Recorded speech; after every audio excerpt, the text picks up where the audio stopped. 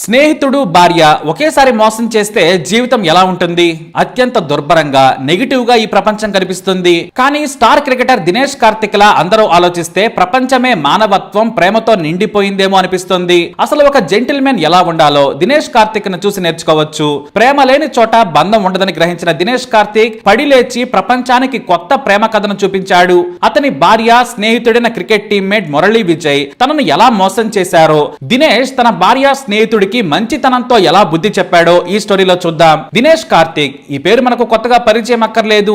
బహుశా క్రికెట్ చూడని వారికి దినేష్ కార్తిక్ అంటే తెలియకపోవచ్చు. క్రికెటర్ గా తన కెరీర్ లో నిలదొక్కునేందుకు ఎంతో కష్టపడుతున్న రోజులవి. తమిళనాడు టీంలో చోటు దక్కింది. అండర్ 19 లో చోటు దక్కడమే కాదు, తమిళనాడు తరపున వరుసగా సెంచరీలు బాదుతూ దుమ్ము లేపాడు. అప్పుడే వికెట్ కీపర్ పార్థివ్ పటేల్ వరుసగా ఫ్లాప్ అవుతూ ఉన్నాడు. దీంతో నాటి కెప్టెన్ గంగూలీ దేశంలోని మెరికల్ లాంటి వికెట్ కీపర్ కమ్ బ్యాట్స్మెన్ లను పరీక్షిస్తూ ఉన్నాడు. అప్పుడే దినేష్ కార్తిక్ అండర్ 19 లో రెచ్చిపోతూ ఉండడంతో 2004లో చెన్నైలోనే ఆస్ట్రేలియాతో అంతర్జాతీయ టెస్ట్ మ్యాచ్ ఆడాడు. వరుసగా తనదైన శైలిలో టీంలో ఉంటూనే ఉన్నాడు. ఇక తన చిన్ననాటి స్నేహితురాలు నిఖితా వంజరతో అప్పటికే ప్రేమలో ఉన్నాడు దినేష్ కార్తిక్. నిఖిత తండ్రి దినేష్ కార్తిక్ ఫాదర్ మంచి స్నేహితులు. వారి కుటుంబాలు కూడా చాలా దగ్గర.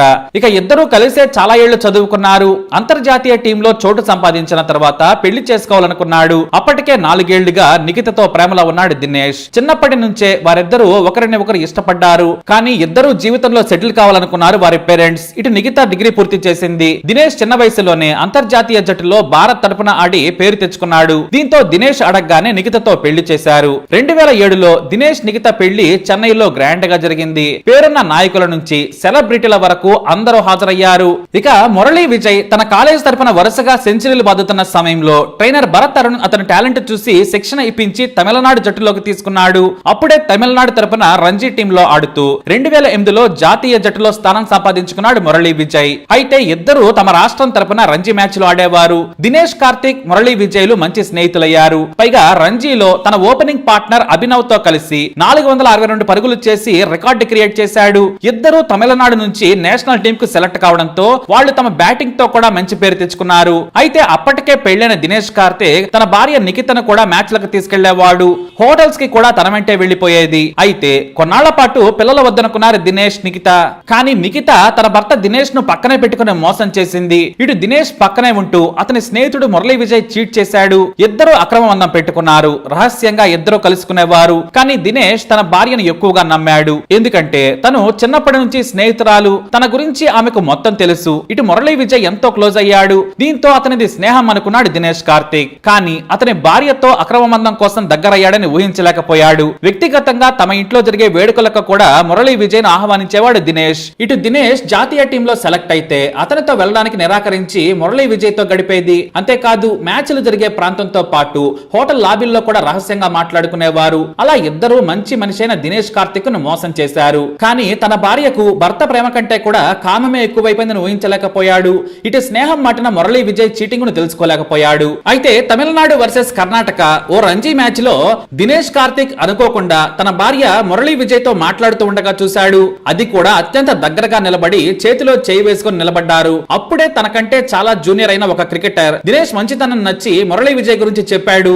దీంతో దినేష్ కార్తిక్ కు మతిపోయింది, పిచ్చెక్కింది. ఎందుకంటే అప్పటికే నిఖిత గర్భవతి. అలాంటి పరిస్థితులలో ఏ మగాడి ఆలోచనైనా ఎలా ఉంటుందో ఒక్కసారి ఆలోచించండి. అది కూడా కంట్రీ సెలబ్రిటీ. సున్నిత మనస్కులైతే ఒకలా ఆలోచిస్తారు, కోపిష్టి వారైతే ఒక నిర్ణయం తీసుకుంటారు, సైకోలైతే తీవ్రమైన చర్యలకు దిగుతారు. అదే రోజు సాయంత్రం హోటల్ రూమ్ కు వెళ్లిన తర్వాత తన భార్య నిఖితను నిలదీశాడు. ఆమె మొహమాటం లేకుండా చెప్పేసింది, నేను మురళిని ప్రేమిస్తున్నాను, ఇద్దరం రహస్యంగా కలుసుకుంటున్నామని చెప్పింది. అలాంటప్పుడు నాతో భారీగా ఉండి తప్పు చేయడం ఎందుకు? నాతో చెప్పాల్సింది. చిన్నప్పటి నుంచి కలిసి పెరిగాం, పెళ్లి చేసుకున్నాం, ఇలా ఎందుకు మోసం చేశావని మాత్రమే అడిగాడు. కానీ ఆమె నుంచి స్పందన రాలేదు. అంతేకాదు ఎంతో హుందాగా వ్యవహరించాడు దినేష్ కార్తిక్. మురళీ విజయ్ ను పెళ్లి చేసుకుంటావా, అతనితో జీవితం గడుపుతావా అని అడిగాడు. ఆమె అవునంది. అంతే అదే రోజు ఆమె తల్లిదండ్రులు తన తల్లిదండ్రులతో మాట్లాడి సెట్ చేశాడు. ఇంకో విషయం ఏంటంటే ఇంటికెళ్లి నీ వస్తువులన్నీ తీసుకుని వెళ్లిపోమని నిఖితకు చెప్పాడు. ఆమె వెంటనే వెళ్లిపోయింది. మురళీ విజయ్ మొహాన్ని కూడా చూసేందుకు ఇష్టపడలేదు. రెండు కుటుంబాల మధ్య విభేదాలొచ్చాయి. నిఖిత తండ్రి కూడా కూతురును తప్పు పట్టాడు. కానీ దినేష్ కార్తిక్ చొరవ తీసుకుని ఆమెకు నచ్చిన వాడితోనే ఉండనివ్వాలి, అదే జీవితం, బలవంతంగా మనుషులను కలిపినా మనసులు కలవవు, నేను కూడా మనస్ఫూర్తిగా ఉండలేను, గొడవలు వద్దన్నాడు. మురళీ విజయ్ తో 7 నెలల గర్భ గర్భిణిగా ఉండగానే నిఖిత అతన్ని పెళ్లి చేసుకుని వెళ్లిపోయింది. మరోవైపు అంతర్జాతీయ జట్టులో అప్పుడే ప్లే దక్కింది.